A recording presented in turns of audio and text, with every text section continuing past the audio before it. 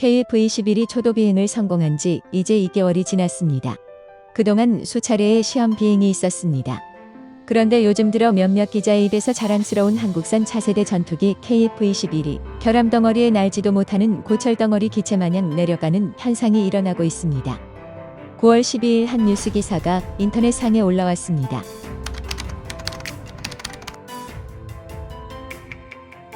제목이 심상치 않네요. 우선 뉴스 기사의 대략적인 내용을 살펴보겠습니다.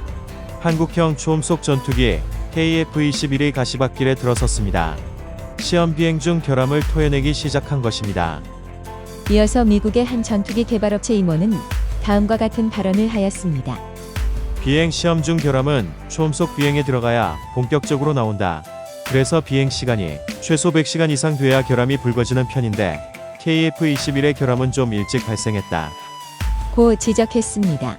복수의 카이 임직원의 언급을 따르면 KF-21 시제기는 3차 비행 시험에 돌입하자 문제를 일으켰다.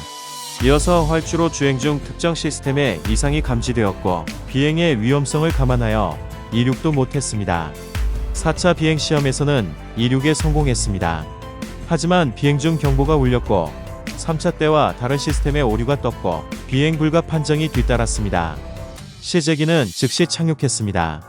5차는 테스트 파일럿의 코로나19 감염으로 수년됐습니다. 라고 발언하였습니다. 또한 이를 본 카이 관계자는 다음과 같은 발언을 했다고 합니다. 5차 비행부터는 이륙, 비행, 착륙 중 같은 결함이 재발하지 않았다. 매 비행 시험이 살얼음판 같았습니다. 라는 내용의 기사를 실어 논란이 되었습니다. 우선 결론부터 말하자면 이 기사는 명백히 잘못된 사실이며 군사 분야를 떠나서 기술이 사회에 어떻게 적용되는지 전혀 이해를 못하고 내뱉는 소리입니다. 기본적으로 군사장비의 시험 비행 혹은 시험 운행을 하는 이유 자체가 실전에 투입되기 전 문제가 있는지 이 제품을 생산하여 사용 가능한지 테스트하는 과정입니다. 그러한 과정을 생각지도 않고 메이저 뉴스에서 이런 기사가 나왔다는 게 정말 어처구니가 없습니다. 저는 현재 군사 분야에 대한 공부를 계속하고 있지만 아직 매우 초보적인 상태이고 여러분의 도움 덕에 많은 군사 지식을 배우고 잘못된 점은 고치고 반영하는 중입니다. 그런데 저런 식의 뉴스는 제가 봐도 여러분이 보셔도 모두 한마음으로 이해가 되질 않는다고 반응하였습니다. 저런 뉴스 기사의 발언들은 현장에서 노력하고 있는 카이 관계자분들의 노력을 짓밟는 행위입니다.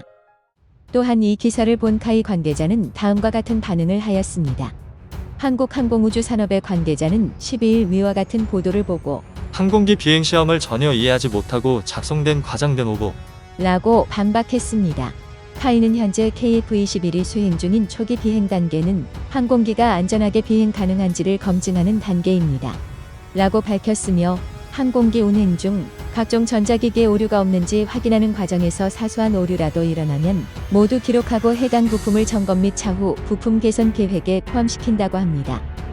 카이는 이런 과정을 2026년 KF-21 실전 배치 전까지 최소 2000회 이상의 시험 비행 및 수천 수만 번의 비행 시뮬레이션을 실시하여 우리 한반도의 공중을 수호하는 늠름한 KF-21을 만들어 배치하기 위해 노력하는 중입니다. 또한 이 기사에서 마치 시험 비행 중 결함이 일어나면 심각한 문제인 것 마냥 부풀려서 말을 합니다. 하지만 이는 실전 배치 전인 시험 비행 단계에서 일어나는 결함일 경우 실전에서 일어나는 결함과는 의미가 많이 다릅니다. 우선 어떤 무기라도 처음부터 완벽하고 무결점인 상태는 존재하지 않습니다.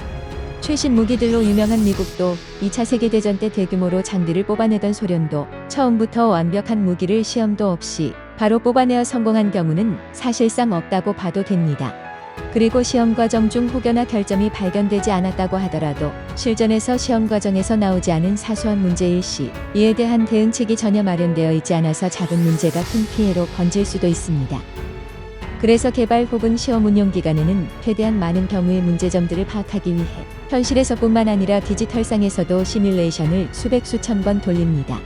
그리고 공중에서만 제대로 된 성능을 파악 가능한 전투기 공격기, 폭격기의 시제기일 경우 만약에라도 시험 비행 중 불의의 사고가 발생할 시 그에 대한 피해가 매우 심각하여 실제 비행이 아닌 디지털 환경을 최대한 많이 이용하여 수천 수만 번의 시뮬레이션을 해보는 게 초반 임무입니다. 그런 사실도 모르고 KF-21이 실전에 투입되기도 전에 가시밭길에 들어섰다느니 하는 것은 터무니없는 헛소리입니다. 그냥 KF-21이 잘못된 기체이기 바라는 관점에서 쓴 편향된 프로파간다, 기사거리처럼 보일 뿐입니다. 과거부터 현재까지 개발된 어떠한 물건이라도 시험 운용을 하지 않고 바로 현장에 투입된 물건은 제대로 작동도 못하고 오히려 사용할 때 기능 고장만 나서 제대로 일 처리도 못하고 잘못된 물건으로 인해 발생한 뒤처리 거리만 늘어나 이를 2배, 3배로 힘들게 만드는 상황을 우리 모두 사회에서 많이 겪어봤습니다. 현재 KF-21을 비롯하여 어떤 무기체계도 처음부터 완벽한 상태로 시험 중 결함이 없는 상태로 실전에 투입된 장비는 없습니다. 우리 한국뿐 아니라 세계 모든 방위산업체 관계자들은 현실에서 절대 불가능한 상황에도 대비하기 위해 무리한 실험도 진행하는 중입니다. 지금 우리 대한민국이 60에서 80년도에 초고도 성장을 했듯이 지금 21세기에는 방산계에서 눈부신 성장을 하는 중입니다.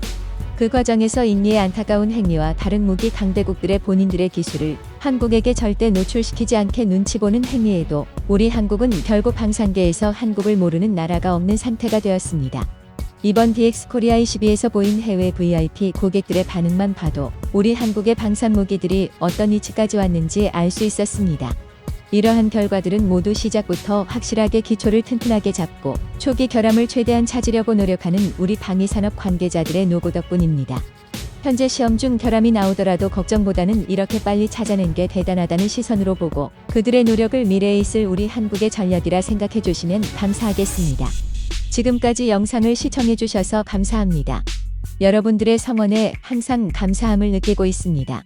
이번 영상처럼 저도 계속 결함을 찾아내고 수정해서 여러분에게 좋고 진실된 소식을 전달하는 대한국방TV가 되겠습니다. 감사합니다.